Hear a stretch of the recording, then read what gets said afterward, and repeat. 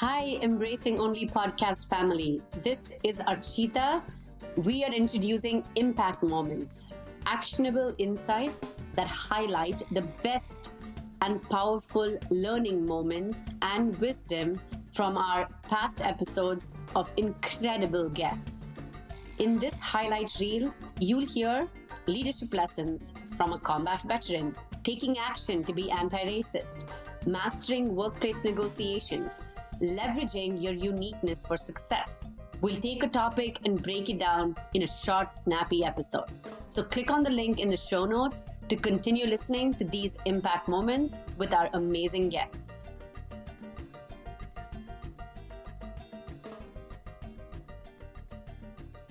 There's this thing, a quote that you reposted or shared, and it was by Ruth Aben, and it really ties to like our podcast as well about being the one, the only. And she said that, is it really self-care that you're doing or self-preservation to survive the system? There may come a day where you will need to let that system take care of itself. They need us more than we need them. And I thought it was beautiful. What parts of that resonated with you as you shared that too? Because we're all going through this journey in the corporate world here. Surviving and navigating corporate America is incredibly taxing. And so there does come a point where you have to advocate for yourself. You have to realize that the job is going to be fine. The company is going to be fine, right? You have to focus on you. I know it's a bit of a cliche, but it's true. There is only one you. There is only one you, and you are the secret sauce in your life. And so let the companies fend for themselves. In this particular case, I decided to advocate for myself. I'm like, I absolutely need a break. I advocated for myself, and now I am on leave because I refuse to continue to participate in being in my own demise and in being burned out and in being just having too much of a burden. Yeah. Too many asks, to just the ability to have mastery over your time is really the true wealth of the world. Gosh, Lisa, I resonate with that so much. You have no idea, because I am a natural, probably overachiever. And we give ourselves these labels in corporate. We give ourselves these labels, right? And back to Archita's point and your point, which is that the corporations will take care of themselves. At some point in time, the corporations have done such a good job with their PR on us, right? That we believe that we are so essential to the life, right? It's like we're getting some sort of validation that we all need because of childhood, because of societal norms, because of whatever. And the corporations are so savvy in terms of human psychology and the way the brain works that they know exactly what little things to give you that little dopamine hit that keeps you working until you drop. And then still wondering how you can work some more, even when you're laying in a ditch, half functioning, you're still worried about, oh my God, I need to do this thing for the corporation. And it's actually insanity, quite frankly. It is. Until we realize we're the assets, right? And the system doesn't exist without our cooperation. That is it. It doesn't exist. So the onus is on us. And a lot of people give me flack for saying this, but we don't control the system, but we are a critical component of it. So the minute you decide enough is enough, I'm not operating like this anymore, the more of us that decide that, guess what happens? The system changes because it doesn't function without us. We have the power if only we would learn. I don't want to do a round of applause, but when throwing the mic and the sound quality, but round of applause to everything that you just said. And you would know, like, one of the things in the Great Exhale, almost, not every Monday, but almost every Monday, I'm like, hey, don't forget to go slow this Monday. Go slow. Ease into your week. The company will be fine. Unless it really is. Most of us, unless we're like, I don't know, in the medical field, are we a firefighter or something along those terms? Most of what we do, it is not life or death. It is not that urgent. We are made, like you said, Olivia, we're made to feel that it is, but it actually is not. So take your time. Take your time. Take a break. Go slow. I'm not saying don't do your work. I think it sounds like we all are type A-ish, overachiever-ish. And so if that is encoded in your DNA, even your 50% is going to be probably most people's 100%, right?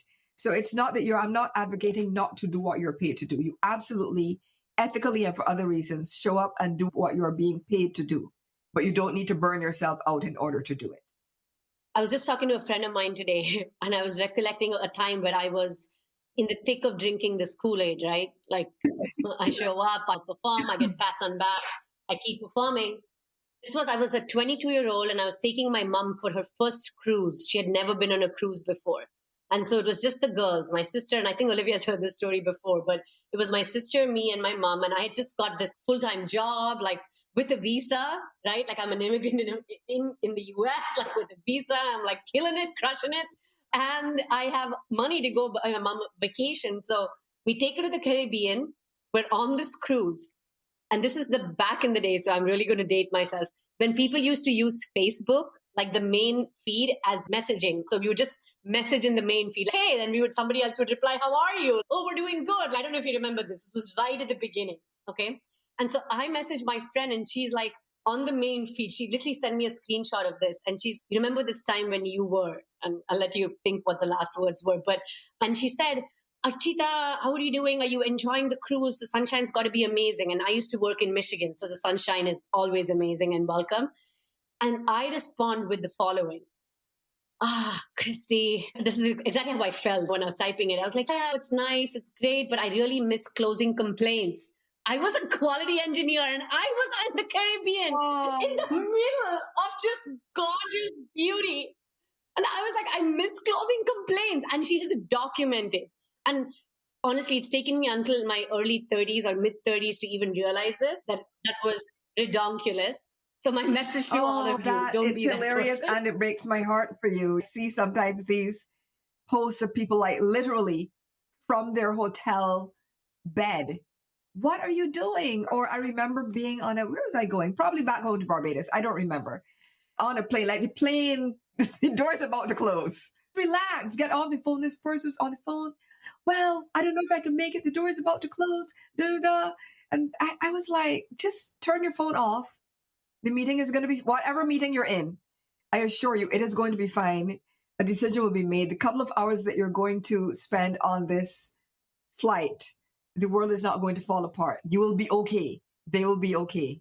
And we love to, again, like you said, the companies have done a job on us. They've done such a job where we think that we are so vital to everything. The only thing we are vital to is our own lives and the people that are closest to us, that really actually care. The companies do not care.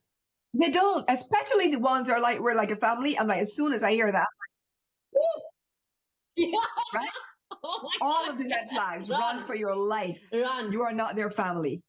Because if you're their family, listen, you're their family and they're going to turn around and put you on a pit. You're like family, but they're going to turn around and fire you as soon as they need some more money. You're like family, but they're going to force you into doing activities that you don't want to participate in. Is that family? No, stop it. Oh my gosh. Lisa, you just hit on something. Archita and I are dying because I'm definitely team work family. It's probably the military in me where these are my people. I got to take care of my people and keep them alive type of thing. And our DJ continues to tell me, stop saying that. It's so bad. And I'm like, no, like I actually care about these people. And that I think is the difference. Okay, as an individual leader, I care about the people on my team, people who have reported to me.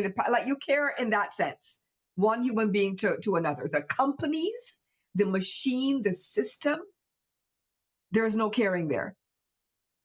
So the two things can actually be true, exist, right? Yeah. And none of that exists because as a leader, we talk about this, like we have a responsibility to take care of the people. If you're there in that position, you can't take that lightly. You're responsible to take care of the people.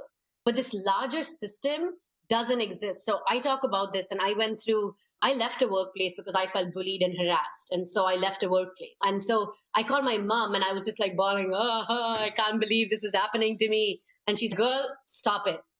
They don't owe you anything. You don't owe them anything, because who is them that you are crying over? And I was like, oh, show me empathy. But you're right.